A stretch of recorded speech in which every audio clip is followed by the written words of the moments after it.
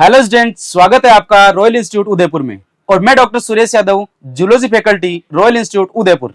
मैं doctor Kiran Sharma, botany faculty, Royal Institute. हम दोनों आपका इस रॉयल डिजिटल प्लेटफॉर्म पर आपका बहुत बहुत स्वागत करते हैं बच्चों। तो मैम आप बताइए कि इस बार जो बायोलॉजी का पेपर आया उसके अंदर कुछ डिफरेंट तरीके से क्वेश्चन पूछे गए हैं। बिल्कुल बिल्कुल सर, जैसा अपन देख सकते हैं पहले यूनिट में लिविंग किंगडम से सर एक भी क्वेश्चन नहीं आया। लिविंग किंगडम चैप्टर को पूरी तरीके से रिमूव कर दिया गया है। प्लांट किंगडम से एक ही क्वेश्चन था, मतलब इस यूनिट का वेटेज जो हुआ है वो कम हुआ है।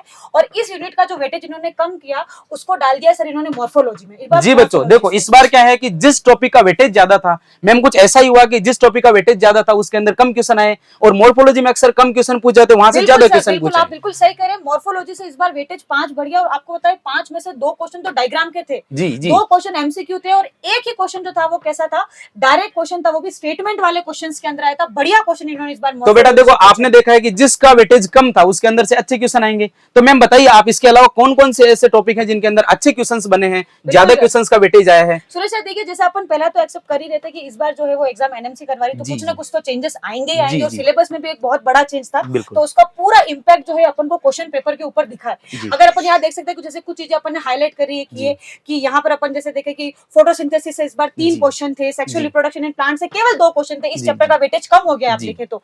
यहाँ देखिए आप प्रिंसिपल यानी कि जेनेटिक्स पार्ट 1 से 4 क्वेश्चन है। मॉलिक्यूलर बेसिस ऑफ इनहेरिटेंस, जिसका हर बार जो है नीट के अंदर वेटेज जो होता है 60 से 8 क्वेश्चन का रहता है। इस बार इसमें से कितने क्वेश्चन है? केवल 4 क्वेश्चन है। आप देखिए बायोटेक्नोलॉजी से टोटल दोनों चैप्टर से मिला के 5 क्वेश्चन रहा है, जबकि इसका भी अपन 6 से 7 वेटेज। जैसा कि मैम आप अपन देख पा रहे हैं कि जो अपने पास में इकोलॉजी है, डाइवर्सिटी एंड कंजर्वेशन है, उसके अंदर भी अपने पास में टॉपिक का अच्छा खासा वेटेज आया है। बढ़ गया है। बिल्कुल सर, आप सही कह रहे हैं। तो अगर सर अपन ओवरऑल देखें ना सेक्शन में यहाँ पर, तो इजी क्वेश्चन जो थे वो 14 है, मीडियम क्वेश्चन 16 है, डिफिकल्ट क्वेश्चन जो है वो 5 है। तो ये सेक्शन ए जो होता है उसके अंदर देखो इजी जो है, मीडियम टोटल मिलाकर के अपने पास में क्या है कि मीडियम जो क्वेश्चंस होते हैं वो ज्यादा वेटेज रखे हैं। तो मैडम ऐसा कुछ बी सेक्शन के अंदर भी हुआ? देखिए ना, बी के अंदर भी जो इजी क्वेश्चन है वो 3 है, मीडियम 10 है, और डिफिकल्ट जो है वो कितने हैं? केवल 2 ही है। टोटल क्वेश्चन 15 में से जो है, यानी कि अपन यहाँ देखें तो लेवल ए के अंदर इन्होंने इजी क्वेश्चंस ज्यादा रखे हैं, मीडियम क्वेश्चन, डिफिकल्ट का वेटेज इन्होंने कम रखा है यहाँ पर देखा जाए, ताकि बेटा आपके पास में ऑप्शन था इस चीज का कि आप डिफिकल्ट क्वेश्चन जो होते हैं उसको कम, जो 10th है उनमें से स्किप कर सकते थे आप, तो इसीलिए। फिर उसके बाद में अपन बात करते हैं आगे जूलॉजी सेक्शन की। तो मैम आप बताएं कि जूलॉजी के अंदर किस तरीके से, कौन सी जगह पर किस तरीके से क्वेश्चन पूछे गए और ज्यादा वेटेज कौन से टॉपिक का रहा है? जैसा कि अपन देख पा रहे हैं कि एनिमल किंगडम जो है वो वाकई में बड़ा टॉपिक है, लेकिन उसके अंदर हर बार कम क्वेश्चन पूछे जा रहे थे, 2 क्वेश्चन 3 क्वेश्चन पूछे जा रहे थे मैम, लेकिन इस बार वेटेज कितना रहा? 4 क्वेश्चन का। इसके अलावा मैम आप बताइए कौन से टॉपिक है? कॉकरोच को डाउट में डाल रखा था, वो इंसेक्ट वाला इशू हुआ था। जी बिल्कुल, ये बात सही है मैम। जैसे बोल रहे हैं कि उसके अंदर टॉपिक जो था अपना, उसमें लिख रखा था फ्रॉग, और कोसेक्ट में लिख रखा था अपने पास में कि इंसेक्ट। तो फ्रॉग जो इंसेक्ट नहीं है, लेकिन बाद में एनएमसी ने चेंज करके उसको लिखा frog and an a insect करके फिर लिखा, तो अपना डाउट क्लियर हो गया था। और वहां से भी इस बार क्वेश्चन आए, 2 क्वेश्चन आए सर। जी मैम। इसके अलावा और कौन से टॉपिक है जिसके अंदर से बहुत अच्छे क्वेश्चन आए इस बार? देखिए जैसे इवोल्यूशन इस बार 4 क्वेश्चन आए, ह्यूमन जी हेल्थ जी एंड बिल्कुल डिजीज 4 बिल्कुल। क्वेश्चन। बाकी अगर अपन देखें ओवरऑल सभी सिस्टम से इन्होंने लगभग 2 क्वेश्चन ही उठाए हैं, ठीक है। इसके अलावा देखो रिप्रोडक्टिव सिस्टम आपके पास में ह्यूमन रिप्रोडक्शन है, उसके अंदर देखो बहुत अच्छा क्वेश्चन पूछा गया, 5 क्वेश्चन आए टोटल बेटा, तो बहुत अच्छे क्वेश्चन इसके अंदर से पुट हुए हैं। इसके अलावा मैम कौन से टॉपिक ऐसे थे जिनके अंदर कभी हट गए, रिमूव हो गए, या उसमें से कोई क्वेश्चन आया? ऐसा हुआ है क्या मैम इस बार? बिल्कुल भी नहीं हुआ है। जो क्वेश्चन हट गए थे बच्चों, उनसे एक भी क्वेश्चन नहीं पूछे गए जो टॉपिक हट गए थे। यानी कि आपको निश्चित रहना है कि जो क्वेश्चन एनसीईआरटी में से जो टॉपिक हट चुके हैं उनसे अब भविष्य में क्वेश्चन नहीं आएंगे। जो एनसीईआरटी के अंदर इवन सर अगर अपन बात करें तो जो नई फैमिलीज मॉर्फोलॉजी में ऐड हुई थी और जो एनसीईआरटी में नहीं आई थी और सिलेबस में थी, उनसे भी एक भी क्वेश्चन नहीं आया। तो बिल्कुल बच्चों ध्यान रखना, अगर आपके जो टॉपिक नया जुड़ा था, जैसे फैमिलीज बता रहे हैं मैम, जैसे फैमिलीज जुड़ी थी उसके अंदर, वो उसके अंदर से कोई क्वेश्चन नहीं आया, तो इसका मतलब जब तक एनसीईआरटी के अंदर पुट नहीं हो रही है चीजें, उसका मतलब वहां से कोई क्वेश्चन नहीं आएंगे। इसी टाइप से मैम जैसे अपने डाइजेस्टिव सिस्टम था वो रिमूव हो गया है, तो संभावना ये थी कि डाइजेस्टिव सिस्टम तो हर जगह काम आ रहा है, पेप्सिन रेनिन वगैरह हर जगह काम आ रहे हैं, तो आना चाहिए, ऐसा लोग सोच रहे थे, लेकिन ऐसा हुआ नहीं। जो एनसीईआरटी का उसी का कोडिंग पेपर है। बिल्कुल जी मैम। तो जैसा एनएमसी ने कहा था कि पेपर का जो फॉर्मेट रहेगा वो बिल्कुल एनसीईआरटी बेस्ड रहेगा, और एनएमसी ने अपनी बात को पूरा किया है। पूरा पेपर जो रहा वो सर एनसीईआरटी बेस्ड रहा। एक सिंगल क्वेश्चन पे अपन जो है क्लेम नहीं कर पाएंगे। पाएंगे कि जी। ये एनसीईआरटी हाँ, ये सबसे बड़ी बात रही इस बार कि कोई भी डाउटफुल क्वेश्चन नहीं आया कि इसका ए आंसर होगा, इसका बी आंसर होगा, ऐसा नहीं है। जो भी अपने पास में एनसीईआरटी के डाटा जो दे रखे थे उसी के अकॉर्डिंग किया है। तो मैम देखो, आप इसके अंदर बताइए कि जूलॉजी के ए सेक्शन और बी सेक्शन में किस टाइप के क्वेश्चन रहे अपने पास में? अगर जूलॉजी की बात करें तो इजी क्वेश्चंस यहाँ 8 रहे, मीडियम जी, 24 है, यहाँ पर भी मीडियम का जो है इन्होंने बिल्कुल बिल्कुल बेटा ध्यान रखना, जैसा मैम बता रहे हैं कि यहाँ पर मीडियम का फिर से अपने पास वेटेज रहा है। मतलब पेपर जो होता है बहुत इजी तो नहीं था जितना सोच पा रहे हैं। हो सकता है आपने पढ़ाई अच्छी की और आपको इजी लग रहे हो, ये बात सही है मैम? बिल्कुल। तो एनसीईआरटी से बाहर भी अपने पास में कोई क्वेश्चन गए नहीं है। बताइए बी सेक्शन के अंदर क्या रहा मैम? देखिए सर, अब इजी क्वेश्चन यहाँ 0 रहा है, मीडियम क्वेश्चन 11, डिफिकल्ट 4।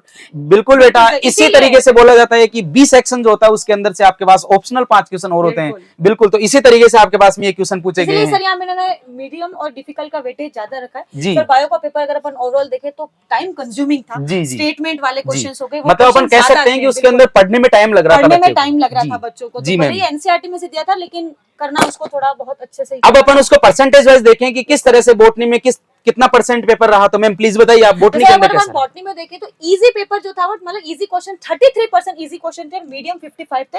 अगर अपन इसको नीट 2023 से कंपेयर करें बच्चों तो इजी का वेटेज जो था इन्होंने कम कर दिया है और मीडियम का जो है वो सर बढ़ा दिया। मीडियम क्वेश्चन मतलब पेपर को थोड़ा सा 1 लेवल अप करने की कोशिश की है एनएमसी ने। अब मैम बताइए आगे, जैसे अपने पास में बोटनी में वैसा का वैसा जूलॉजी में परसेंटेज क्या रहा? जूलॉजी में भी ऐसा, जैसे इस बार मीडियम 70% था, अगर आप नीट 2023 को देखोगे तो मीडियम का परसेंटेज सर केवल 55% था। सही बात लेकिन इस बार इन्होंने मीडियम का बढ़ा दिया, इजी यहाँ पर कम। तो बेटा ध्यान रखना, पेपर जैसा आप सोच रहे हैं कि बहुत इजी था, तो मैम क्या वास्तव में इजी रहा? बिल्कुल नहीं, बिल्कुल नहीं। स्टेटमेंट वाले क्वेश्चन ज्यादा होने की वजह से जो था बच्चों को करने में टाइम लगा, सोचना पड़ा। मतलब एक तरह से टाइम कंज्यूमिंग कह सकते हैं उस चीज को, लेकिन जो इजी पेपर नहीं था इसके अंदर।